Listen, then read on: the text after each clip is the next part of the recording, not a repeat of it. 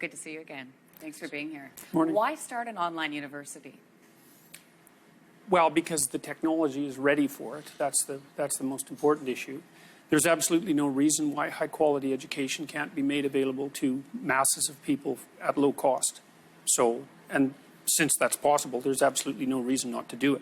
And when you say low cost, you're saying that students would only pay for their examinations? Is that Well, how that you would structure it? we're not sure exactly how it would run, but the one possibility would be a monthly subscription that would help pay for the content, but the primary source of revenue would be on the accreditation end, on the examination end, for sure. So how would this work for students? What would they see? What would they learn? Well, we would probably start with a list of the 100 greatest books of Western civilization, I think. We'd started as a great books program. And we're thinking about making a timeline. Imagine a timeline that stretches, say, from 3000 BC up to the present time that you could zoom in on. And imagine lectures that would be available at different levels of resolution. So, for example, you might have a lecture about the 2000 to 1000 BC and the major occurrences during that period, that you could zoom in and get specialty lectures where the historical knowledge was detailed enough to provide information at that level of resolution.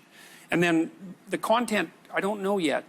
I think getting the underlying technical structure right at the moment is more important than the content, because I think content would generate itself if the incentive systems were set up properly. Why do you think this would work more effectively than a traditional university format? Because the traditional universities have abandoned the humanities. But They've become almost entirely corrupt, as far as I can tell. But you are a tenured university professor at the University of Toronto. Yes. So how do you reconcile those two? Well, the university disciplines that still have some grounding in science seem to be, I would say, still intact. But the humanities, we know, for example, that in the United States, the ratio of Democrats to Republicans in the humanities is about 30 to 1. It's taken an unbelievable leftward tilt. And about 80% of humanities papers are never cited once. And the humanities have been dominated by a kind of postmodern neo-Marxist, what would you call it, cult ideology since the 1990s, probably starting in the 1960s.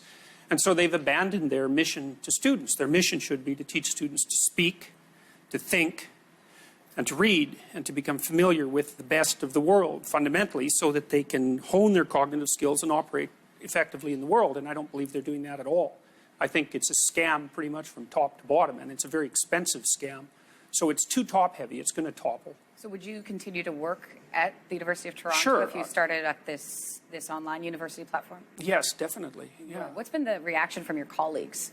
Oh, minimal. I mean, the reaction from the university to the political turmoil that I was embroiled in was first negative, and then I would say neutral, and now things seem to be just fine. My colleagues haven't really said anything either about the political turmoil, about this plan. So, but I don't think that the change, I don't think will come from within the universities anyways, because generally speaking, when there's a new technology introduced, it isn't the old systems that adopt it.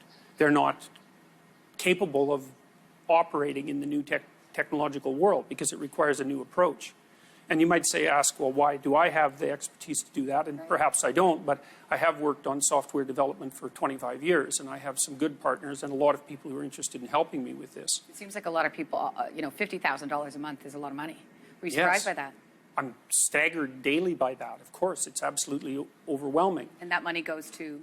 Well, it goes to, right at the moment, one of the things that's helped funding is I'm doing a series on the psychological significance of the biblical stories.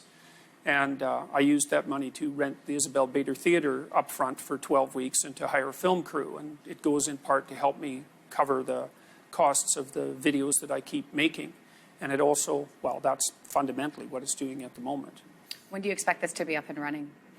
That's a very good question. I mean, we're going to start with a website in the next month and a half that will be designed to help students and their parents identify postmodern content in courses so that they can avoid them.